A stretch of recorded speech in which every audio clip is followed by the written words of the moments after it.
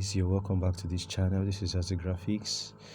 In case you're joining me for the first time, I strongly recommend you subscribe to my channel, hit the notification bell so you can get notified whenever I post new content on YouTube. Without any further ado, let's just go straight to this tutorial. So we'll be learning how to create a glass morphism effect here in Pixellab. So the first we'll be doing here is we have our image, you've created your design. All you just need is first save it. You save, you export. So once you've done exporting, you will now go to any application you can use to blur your image. You can use, I think I have one application I use in blurring my image. Okay, point blur. Okay, you can use any application. You can use Pixellab. You can use any application of your choice. Okay, so let me just come to, you will locate your design wherever it is. So this is the design I'm working about. Okay, yeah, full. So I'll just come here now, increase, no, not this one now, this time. There's the level, type, the blur, not freehand, all editing, blur. So if I want to increase the blur, it should be like this. Okay, you can see it is now a bit blurry. So I'll click OK, then I'll just click on save. Stop. So it is saved already. I'll come to this option, Pixellab, from image. Now this is what I have here. My image is saved. So I'll come to this one here. I will just scale it this way. Let me hide this. Let me bring this one. I haven't actually scaled this one. So I will come here and scale. Okay, now the blurred one,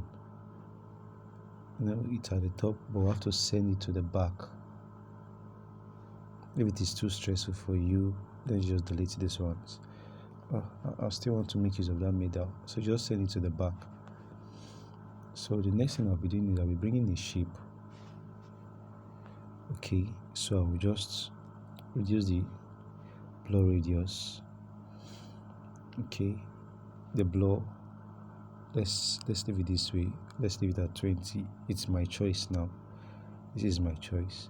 So I'll give it a color that is not in my design. So now I have to just look for a particular color. I think yellow is not in my design. Let me give it yellow. Okay, so I'll just come here and click on these two, then merge the two of them together.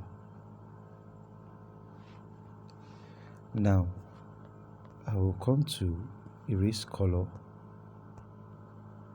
I'll click on this eyedropper, then automatically see it is in the white, the yellow part. I'll leave it at the yellow part, then I'll click on OK. So you can increase the tolerance to anything of your choice.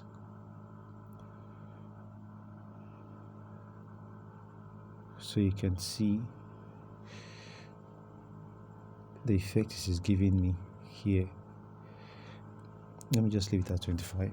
Now I'm going to do something here. I'm going to come here and add shadow, and I'll change you can put your shadow to, so the shadow is on this first one.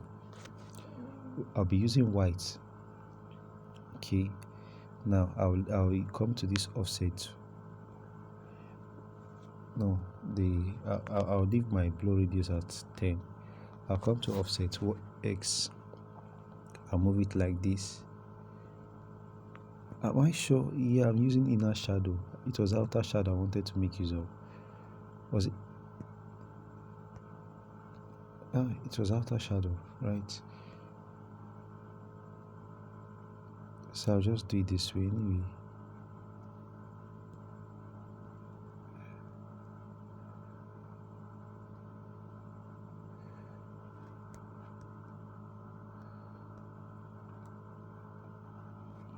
Okay, now leave it like this.